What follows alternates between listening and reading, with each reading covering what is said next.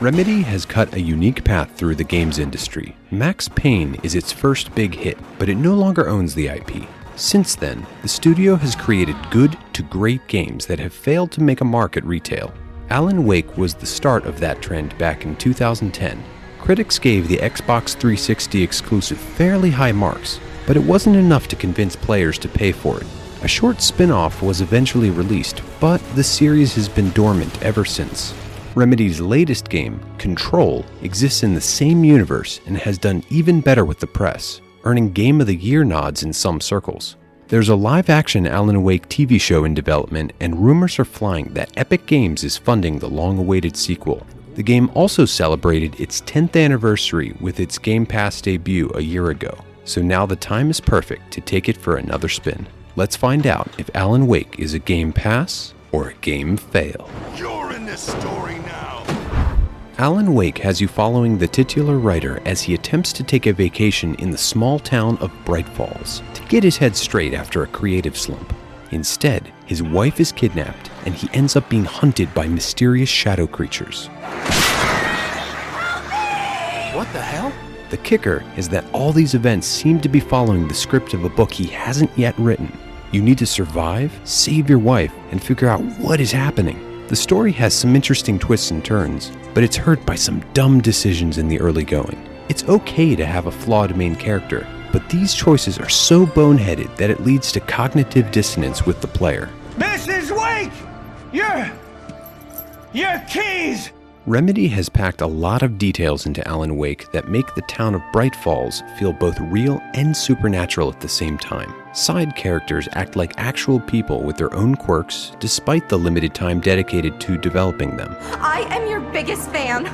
The world is overrun with detail, and there are live-action FMV segments with excellent voice acting. And I'm glad so many of you could join me here at the Moorcock Institute. Both pre-rendered and real-time cutscenes are plentiful, and while neither look particularly bad, there's a huge disparity between the two that can be jarring. There are issues, but the production values generally hit their marks. Alice? Alice? Alan Wake is heavily inspired by TV shows like Twin Peaks, and the aesthetic bleeds into its structure. The game is comprised of episodes that begin with a recap and end with a placeholder for a credit sequence. The sheriff took me to the lake Alice and I had stayed at, but the cabin had disappeared.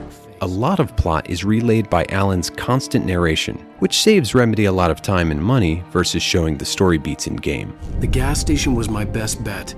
They'd have a phone I could use. You also find pieces of the pre-written script. They are a strange mix of recaps of the plot, additional details, and straight-up spoilers. Remedy's first attempt at a game/TV show hybrid is interesting, but rough. Without any warning, I was blinded by a bright light. It's taken us a while to get to the gameplay of this thriller, and that's because it's secondary to the story. For all of the brave risks Alan Wake takes with its storytelling and presentation, it's a fairly standard third-person shooter. To destroy the shadow creatures, you must shine Alan's flashlight on them for a certain amount of time.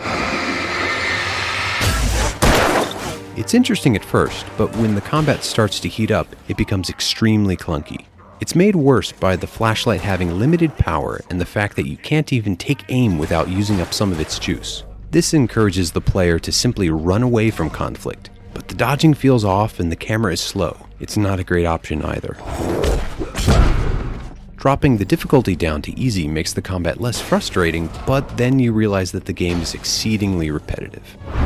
Remedy's next two games push the template established by Alan Wake in different directions, and both are on Game Pass. Quantum Break includes a full separate TV show, but critics haven't been kind to it, and it's only included in the console version of Game Pass. Control focuses more on satisfying telekinetic gameplay to go along with its sci-fi story, and has received near universal praise as a result. Beyond Remedy, Resident Evil 7 is a more polished shooter that gives you limited resources, even if its story is more horror than sci-fi. The Evil Within is another survival horror game that dabbles in that space. Blair Witch and The Medium lean more towards the adventure side of the action-adventure genre, but they are steeped in psychology just like Alan Wake. The comps are few, but they are also of relatively high quality.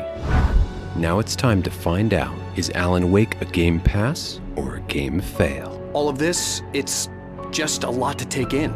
Alan Wake makes a bad first impression with its stupid protagonist and story-first design. It's one of those video games that belies its medium because the parts where you actually interact weaken its overall appeal. The story is interesting and the world is immersive, but eventually you have to actually play it.